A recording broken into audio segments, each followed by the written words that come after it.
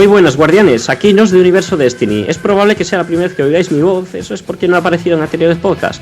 Os hablo desde Sevilla, he vuelto hace unos días de la PlayStation Experience que tuvo lugar el pasado 5 y 6 de diciembre en San Francisco, California. Y estoy aquí para hablaros un poco de todas las cosas que he visto allí. He conocido mucha gente interesante, he podido jugar muchos juegos, he podido jugar las carreras antes que nadie. En fin, ha sido toda una experiencia, como su propio nombre indica. Pero vengo a traeros una entrevista muy especial con Deej, el Community Manager de Bungie. Básicamente es el tipo que se ocupa de hablar con la comunidad y presentar los nuevos contenidos, así como escribir el boletín semanal. Él es la cara y la voz de Destiny. Espero que entendáis que es un contenido especial y espero que podáis apreciar el esfuerzo que hay detrás de esto. Nada más, un saludo.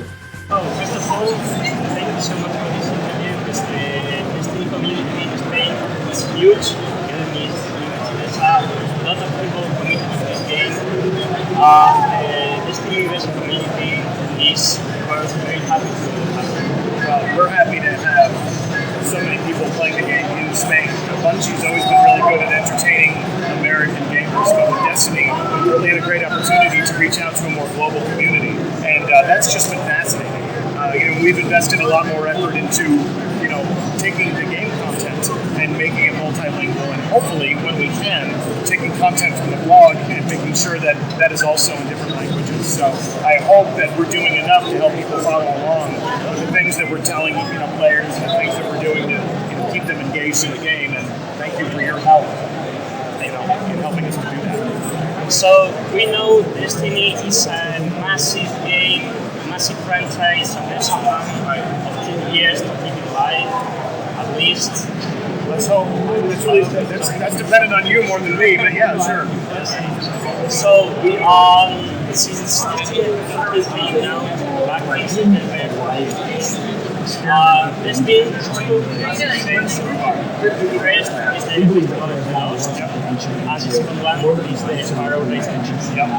So, how do we hope to see more of these events before the next big step? The live team has been emboldened to keep the world of Destiny fresh and alive, and to do new things like Sparrow Racing League, to keep you coming back to the game, surprise players in new and interesting ways.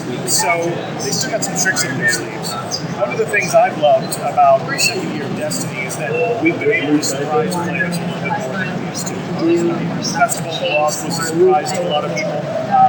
People that asked for Sparrow Racing for a while and sort of theorized about how much fun it would be to race sparrows. They probably didn't expect that we were going to build tracks and create new bounty systems and quest lines, and even use your vehicle with new controls to make it more interesting and race.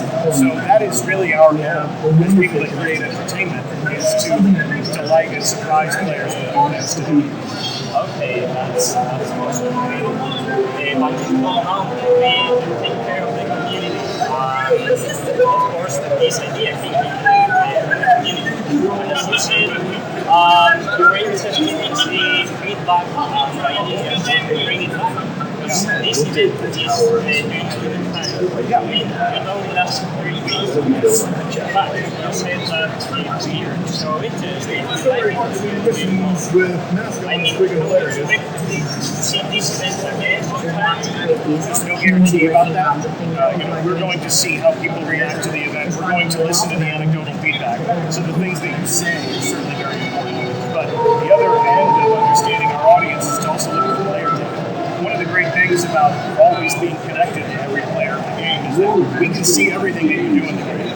Every step you take, every shot that you fire, all gets logged in the database. We can go in there and look at that. And I've actually had people tell me that they don't come to Bungie.net to talk to us on the forums. They don't go to a place like Reddit or NeoGAF or their own client site to talk about what they want to see in the game. They're just like, I'm just playing the game.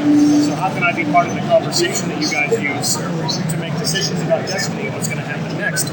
Every player is part of that conversation because we can just look at the way you spend time, what you invest in, what are your favorite weapons, what are your favorite activities. So we pay attention to all of those things and then try to learn from the people who play the game so that we can know how we can make it better.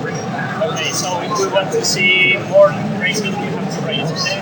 That's a good way, yeah, that's one good way to do it, yeah. Jugaba muchas carreras. Okay, so many people that already know how this works are thinking, or at least a bit scared about the book. You want to invite them to purchase the book. You have to pay money. But recently, yesterday, there was a reward system that allows us to get legendary gear. And we have all legendary gear in the end game, for example, about this event. The way Sparrow Racing works is Amanda Holiday is going to preside over this event. So the vehicle quartermaster that is always giving you your Sparrows is going to be in charge of Sparrow Racing. So you go see Amanda Holiday in the town, you pick up your license, she's got some quests and some bounties for you to complete. And by ranking up with Amanda, you're going to get better loot drops. So if you want end-game gear, it will absolutely come out of Sparrow Racing. You don't need to buy the record book, you don't need to go to visit tests and do business with Eververse Trading. Amanda Holiday is going to give you a Sparrow that is fast enough to be competitive with anyone on that track. Now, for people that love Sparrow Racing and they want that added level of complexity, they want a chance to get some additional vanity rewards, gear to commemorate the fact that they truly love Sparrow Racing and that they were awesome on the track and they were a champion, you can go and you can get the record book. It'll give you an added level of complexity, it'll let you track your stats and give you some other challenges to invest in and complete. But you are not going to deprive yourself of getting gear that can be up as high as 320 light by upgrading your license, and gaining rank and reputation with Amanda Holiday. So Amanda has everything you're going to need to be competitive in Sparrow Racing and to profit from it by getting stuff to make your Guardian more powerful. Tess is there to make the game a little bit more fun, as she always is. It's completely optional. The stuff that she has is really there for you to express yourself creatively, and it's not there to ensure that you're going to win. The way you win at Sparrow Racing is by being good on the track, hitting those boost gates, and maybe even bumping one of your buddies into a van. Okay, that's it. You play, you win, you win. That's Yep. Okay, so pretty much the mantra for Destiny, right? You play, you win, you earn rewards. And that translates over to Sparrow Racing.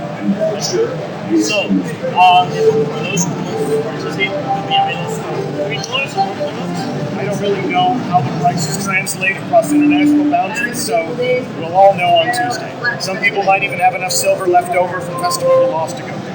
Okay. So, if you are in a reward and you like this and you want to use it out there in the wild, you can have a relay or relay with the name to keep in to get it the time you want. Some of the stuff, if you get a helmet from Sparrow Racing and you love it and you want to infuse it or you want to keep it, you can certainly do that. I think you're going to find though that a lot of the Sparrow Racing League gear has perks on it that are extremely specific to Sparrow Racing. So some of these things, are about gates or about your vehicle or about how nimble you are or your Sparrow. But if you want to wear it out in the wild, if you want to take it on a raid, if you're that type of guy, you can certainly do that. I know that I'm going to be absolutely humiliated when I get killed in normalized Crucible by someone wearing a full racing suit. I don't even need to wear good stuff to beat you. Look at this, I'm a race car driver and I just kicked your ass. It's like, good job. So, this was some gear. Do you recommend me to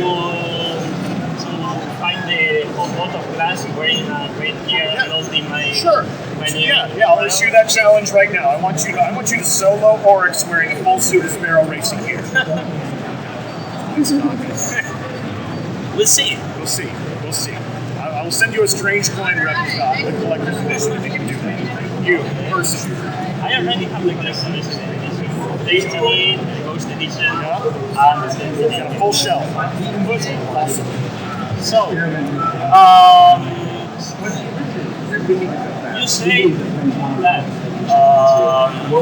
Eververse is only like cosmetic items, like a bunch of things with them, but how you take into consideration but something less than gestures, seats, and that kind of things, something that we always have ideas for how Destiny can be better. We certainly have ideas for how every element of the game can be more interesting. It's a matter of taking the time and resources to invest in making those things and doing it in a way that doesn't ruin the essential Destiny player experience. Eververse trading will enable you to acquire very special sparrows, but they're not sparrows that are going to help you win. They're sparrows with fancy paint jobs or interesting lighting effects, something to just help you express yourself creatively and to dress up your guardian in a really exotic, interesting way. Okay. One more thing that I think it's interesting is the logo of the Sparrow Racing League. It must be an old faction called the Sarah. Can you say something about this? There's no, that's a coincidental connection. The Sparrow Racing League logo depicts a fast bird, sort of the theme of the sparrow being a light, fast craft. We wanted to extend racing culture into Destiny.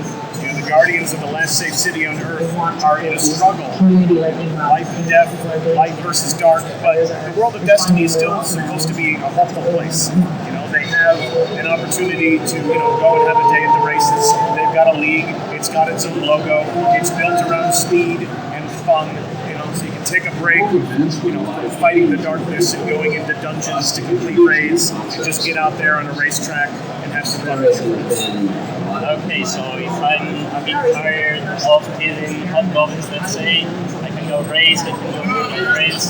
That's like your hope, your goal here, right? You can take your raiding party and bring them in to race only each other. If you don't have a raiding party, you've never had a chance to earn level like 320 gear, you can go into Sparrow Racing all by yourself, and we'll matchmake you against other racers that we've never met. So, finally, have you taken into consideration the ideas from the community? Like, for example, more plans options for us, bonuses, XP and that kind of stuff, or private matchmaking? We've taken so much inspiration from the community, and I can tell you that one of the reasons I wanted to come work for Bungie is because I started a clan to play Bungie games. I'm the leader.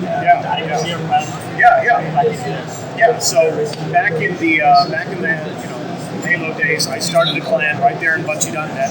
I have found over the years that it is the best way to play games with other people, is to be a member of a team, to have people who are at the ready to play with you. It's something I'm personally very passionate about, and there's other people at Bungie who are very passionate about. These are systems that are very complicated to build, so we're still talking about how we can do that. It is my personal hope that in the future we will have more clan support. I worked very closely with the Bungie.net team to make sure that we would create a place where people could join their first clan, form up into teams, put a team name on their nameplate, just to show that, I'm a guardian, I'm a gamer, but I'm also with this guy, we're together and all that stuff. So over, a long enough timeline, I sincerely hope that we'll do a better job of doing that.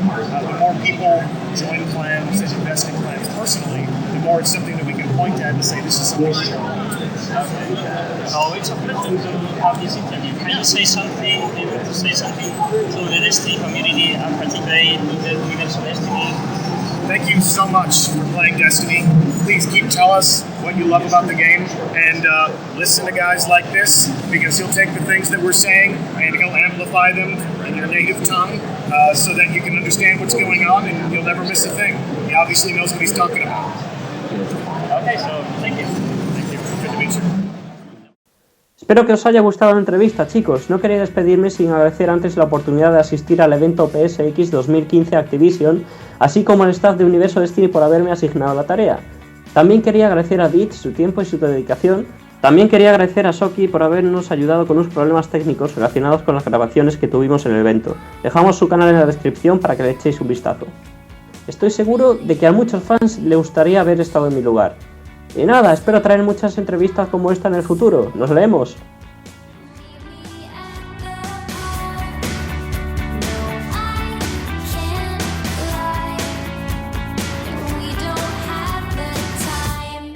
Y no os podéis perder la entrada que hemos publicado en la web con fotos y anécdotas del viaje a San Francisco. Tenéis el enlace en la descripción.